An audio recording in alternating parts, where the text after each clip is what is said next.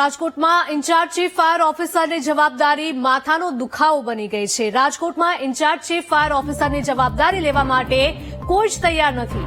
જામનગરના ફાયર ઓફિસરે પણ રાજકોટની જવાબદારી ન સ્વીકારી। અગાઉ અમદાવાદના ફાયર ઓફિસરની નિમણૂક કરાઈ હતી।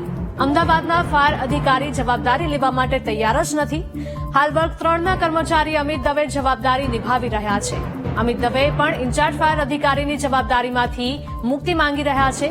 બીજી તરફ રાજકોટમાં ફાયર એનઓસીની કામગીરી ગોકળ ગતિએ ચાલે છે।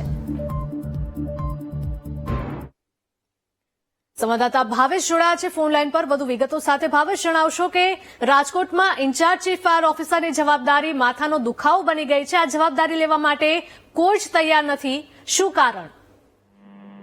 ચોક્કસથી હિરલ, જે પ્રમાણે રાજકોટમાં ટીઆરપી ગેમઝોન અગ્નિકાંડ થયું છે અને ત્યારબાદ રાજકોટ ચીફ ફાયર ઓફિસર જે હતા આઈવી ખેર, તેઓ જેલમાં બંધ છે। ત્યારબાદ જે ડેપ્યુટી ચીફ ફાયર છે જેબી ખેબા, તેઓ પણ જે જેલમાં બંધ છે અને ત્યારબાદ જે નવા અનિલ બારો કચ્છ ભુજથી ઇન્ચાર્જ ચીફ ફાયર ઓફિસરની રાજકોટ મહાનગરપાલિકામાં નિમણૂક થઈ હતી, તેઓ પણ લાંચના કેસમાં 1.20 લાખની જે લાંચ છે તેના કેસમાં તેઓ હાલ જેલમાં બંધ છે।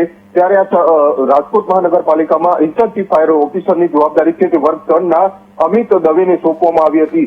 અમિત દવે છે તેઓએ પણ આ જવાબદારીમાંથી મુક્તિ માંગી છે અને પોતે પોતાનું જે અંગત કારણોસર આ મુક્તિ માંગી છે। ત્યારે કોર્પોરેશન દ્વારા હવે જે નવા જે ચીફ ફાયર ઓફિસર છે તેમની નિમણૂક માટેની કવાયત હાથ ધરી છે, જેને લઈને જામનગર ચીફ ફાયર ઓફિસરની આ જવાબદારી માટે ની વાત કરવામાં આવી હતી, પરંતુ તેઓ પણ આ જવાબદારી સ્વીકારવાની ના પાડી હતી। જ્યારે આ અગાઉ અમદાવાદના મિથુન મિસ્ત્રી નામના જે ફાયર અધિકારી છે તેમને પણ રાજકોટ ખાતે નિમણૂક આપવામાં આવી હતી, પરંતુ તેઓએ રાજકોટનો ચાર્જ લીધો નહોતો। હવે અમિત દવે છે તેઓ પણ આ જવાબદારીમાંથી મુક્તિ માંગી રહ્યા છે, એટલે કે આગામી દિવસોમાં દિવાળી સહિતના જે તહેવારો છે, મહત્વના તહેવારો છે, હાલ નવરાત્રીનો તહેવાર છે, એવામાં રાજકોટ મહાનગરપાલિકાના ઇન્ચાર્જ ચીફ ફાયરની ઓફિસરની જે જવાબદારી છે તેનાથી જે આ ફાયર અધિકારીઓ છે તે દૂર ભાગી રહ્યા છે। જી બિલકુલ ભાવેશ, આભાર।